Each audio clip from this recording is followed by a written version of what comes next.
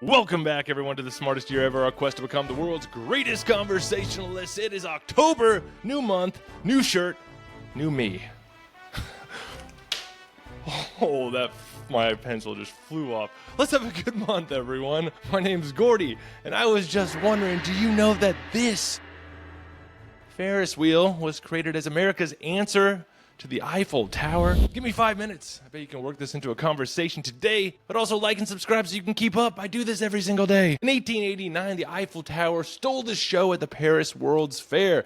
When it came time for Chicago to host the world's Columbian Exposition in 1893, U.S. organizers wanted their own jaw-dropping centerpiece, something that proved American engineering could go bigger, bolder, and stronger than their European counterparts who had already been established at this time as legitimate world cities. It was America's chance to really impress the world. Daniel Burnham, the chief architect of the fair, issued an open challenge to all engineers to conceive and build a spectacle that surpassed Gustav Eiffel's tower. Ideas poured in, but none stuck. Some were also pretty comical. One was going to be this giant bungee cords attached to a rail car full of people, and then just drop them.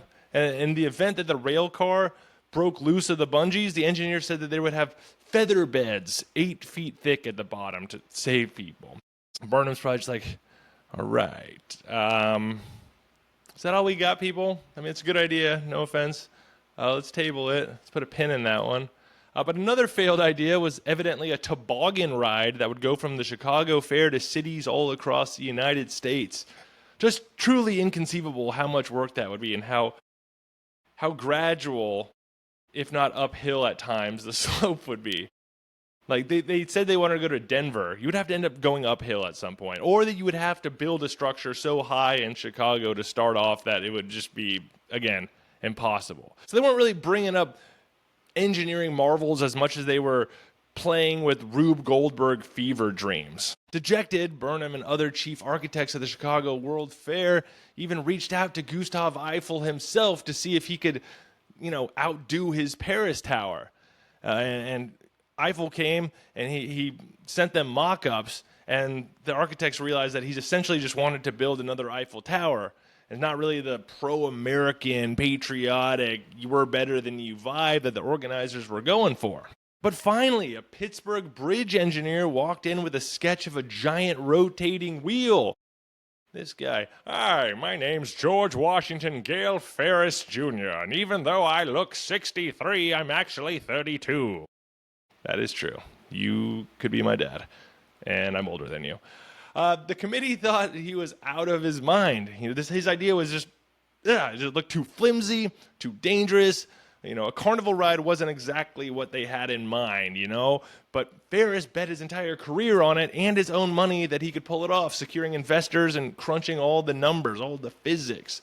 And what he proposed was outrageous for its time. A wheel 264 feet tall, roughly the height of a 25-story building, turning smoothly on a 45-foot steel axle, the largest ever forged. It weighed more than 2,000 tons. It was powered by two 1,000-horsepower steam engines. And instead of flimsy seats, it had 36 enclosed cars the size of railroad coaches. Each could carry 60 passengers. Fully loaded, the wheel could lift more than 2,000 people into the sky at once. It took 20 minutes to do 2 revolutions, though people that rode it apparently said they couldn't really feel it moving unless they looked directly at the spokes, the spidery spokes of the wheel. Then they could perceive motion. Otherwise, it was quite gradual. By this point, the fair was already drowning in financial troubles, and skeptics were still convinced that the thing would collapse. Even other engineers thought it looked unsafe and didn't want to ride it. They were like, it's good. I mean, it's beautiful, but I'm good. I don't need to put my family on that. Chicago newspapers heralded it.